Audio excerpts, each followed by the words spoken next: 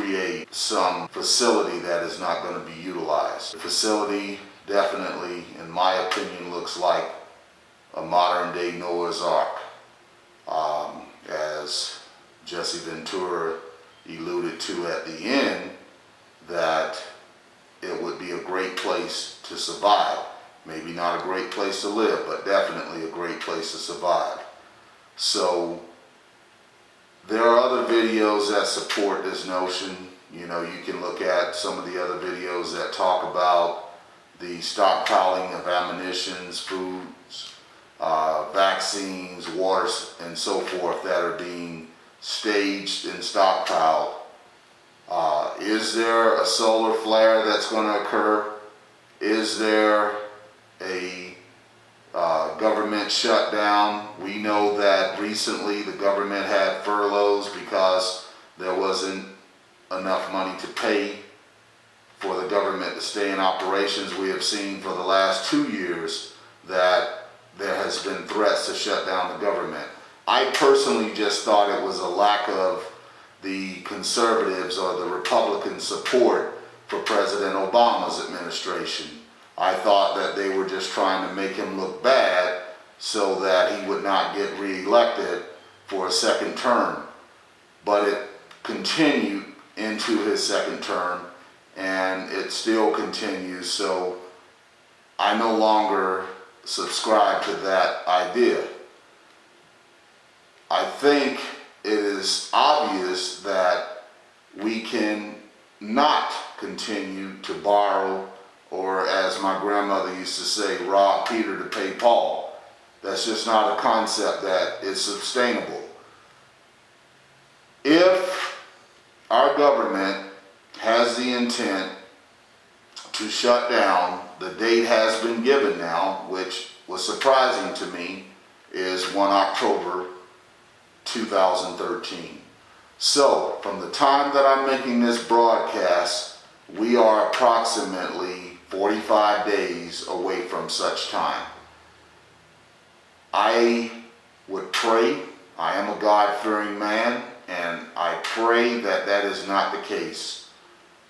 I think that there are other approaches and other things that we should consider how we can sustain, but there are social programs and governmental programs where we're spending far more money than we are generating as a nation. We can't fight everyone's war. We have taken on this capacity as the world police, and that, I understand, comes with the territory of being one of the few remaining superpowers globally. However, if you cannot afford to fight a war, and that country that is asking you to come to their aid cannot afford to pay you or provide the financial resources to fund that war, then you have to decline. Case in point, we are currently facing more and more demand from Syria to come in and assist them because recently, as you know in the news, they were gassed. Their civilians were gassed. And they're stating that if the United States does not act imminently, that it states that we no longer have the might to be an influence around the world or globally. We cannot be lured into or drawn into everyone's battle is the point. If your checkbook does not have the money in it to pay for it or fund it, then you don't write the check. That's just common sense. Our social programs, we have to figure out better ways to help people and to wean them off of some of the services that they become permanently dependent upon.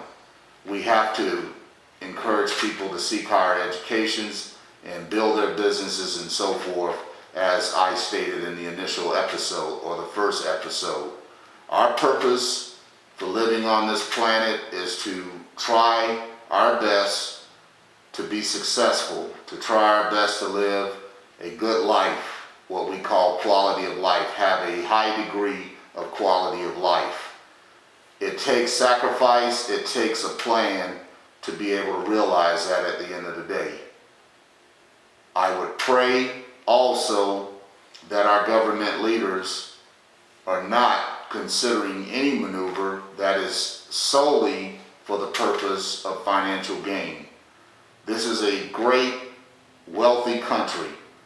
We can go back to some old technologies and do things more independently, as in not getting all our food supplies from China and other nations who we have found take shortcuts. America's farms were the cornerstone to our great nation at one point. Farmlands have been abandoned and farmers are actually paid to let their farms set dormant, basically not farm the land. These things make zero sense to me. If we have come to a point where martial law will be implemented on October 1st, and we will find ourselves facing brutality and just unknowns beyond our wildest imagination. I stated in a previous episode as well that if you have the financial resources or discretionary cash, that you need to arm yourself, buy all the ammunition and weapons that you can afford to buy without setting your family back. I am not telling you this to make you a militant or a person with a malicious mind. I am telling you this because when the day comes, you will not be able to go out and buy a box of ammunition for that 9mm. If you don't have it, those bullets will become gold at that time. You will not be able to defend yourself nor your family. I can imagine that martial law will have curfews and so forth, but there will still be individuals that will attempt to hurt you and your family. I have a plethora of weapons, and I'm going to buy me some more damn weapons and ammunition, just as I alluded to previously in the episode about how our white brothers and sisters are doing the same thing. I once read a piece, and the summary of that piece stated, what was an epiphany? And it summarized that an epiphany is when the crazy guy next door with all the guns that you always thought was crazy turns out to be the most sane of all. So the bottom line is, when the crazy guy next door who stockpiles weapons, you find out that he wasn't insane.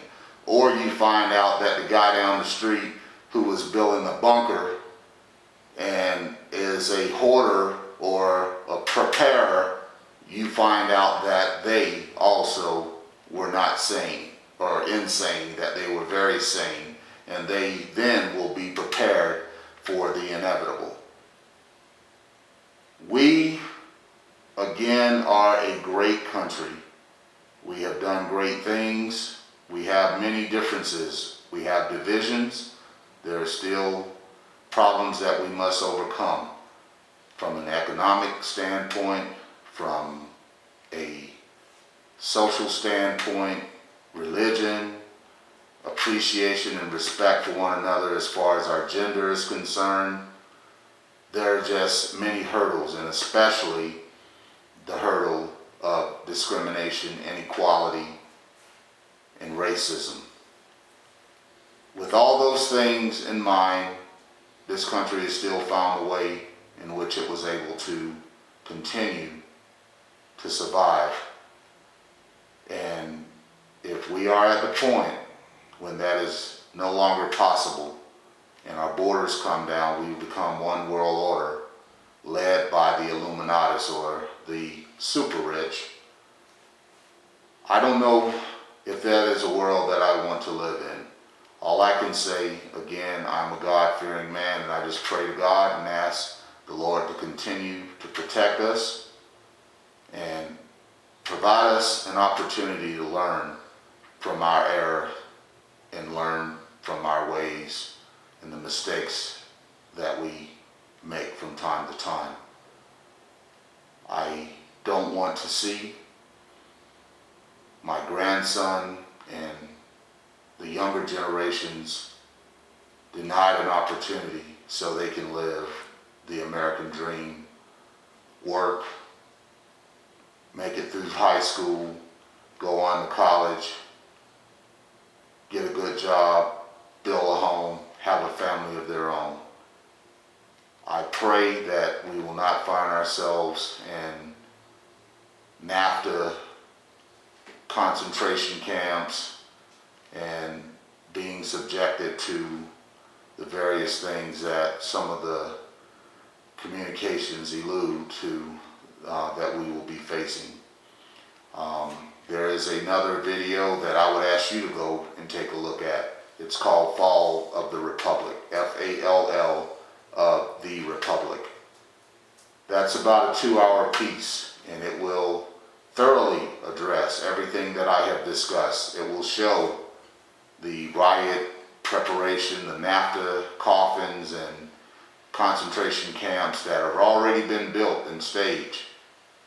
So I understand our government will have to take some definitive action if it shuts down. The people who say we the people, the original intended Americans, they will not stand by idly. They will take up arms and they will fight to the death to defend what they love so dearly. They will not subscribe to the idea that America does not exist anymore.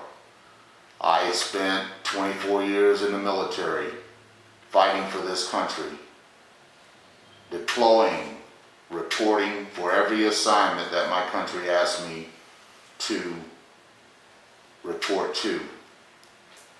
And I am a true patriot. I love this country. I love our way of life. And I just pray that it will continue, that our government leaders, who are some of the smartest people on the planet, I believe, we may have our periods in time when we're disappointed with the decisions they make, but their decisions are made on a mass level for the greater good. And that may not always be the decision that you want or the decision that is in your best interest, but for the most part, they make those decisions based on democratic principles and not communist views or any sort of malice. This is the Phantom, and this broadcast is being done in real time, and the points that I have tried to establish, again, as I said earlier, I do not want you to take anything that I have said without fact-checking yourself. This is just a wake-up call. It is 6 a.m. and the clock is ticking, and in 45 days, I pray that the United States, when the new fiscal year comes in and it's time for us to approve or present a new budget for FY14, that our government will still be operational and somehow able to present that new budget. But when on 1 October the new fiscal year begins, if there is no budget approved at that point and it's not stayed or postponed for a later date, then I can say that there are some problems that have not been conveyed to the American people. I know that normally every time that we're presenting a budget, there is debate about the budget, and I have not seen very much debate about the upcoming budget. As I said, it's approximately 45 days or less that we have to get that done, and unfortunately, it does not happen with the wave of a wand. The two parties, the Democrats and the Republicans, or the President Bush's liberals, as America likes to call, and John Boehner, Speaker of the House, is conservatives. They don't agree on very much, and I don't think they can get a budget approved overnight. That has not been their track record, so we will see. Lastly, I want to ask you for your support, or your continued support. And in a minute, I want to show you a new product. It's called the Doghouse clothing line. And you would probably ask me, why would I want to have a clothing line called the Doghouse? I have on a Doghouse baseball cap. What the Doghouse implies is that you've done something that you shouldn't have done, men, and the old ladies put you in the doghouse. This application of the doghouse does entail that. However, it entails just a general attitude that, you know, kind of like, I'm a bad boy. It's another expression for saying, you know, I'm a bad boy. And I would ask you to support the clothing line. We are going to have a giveaway of some of the new Phantom t-shirts. Go on Facebook, like us, you know, go on YouTube, watch our videos, you know, send us a friend request, share our videos. We just want your support. This again is a program that we fund, that we operate. There are no sponsors, and obviously it would be hard for us to get sponsors because we talk about some things that probably piss a lot of people off. And if I have to compromise or give up what I really want to get out here to you, simply to take someone's money to fund this program, I will continue to fund it, because this way I get to talk all the shit that I want to talk. And hopefully, as I said, it's not just about shit talking or talking shit. There's the other aspect of it, real talk. And this is one of those episodes of real talk. But you know your boy, and I am going to talk some shit, you know, and as I said, that's what I do. This is the Phantom, keeping it real.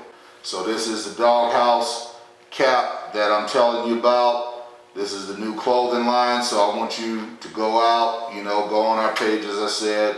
We'll get you that product, you know, we want your support, as we always do. It's the Phantom, keeping it real, keeping it 100. We out.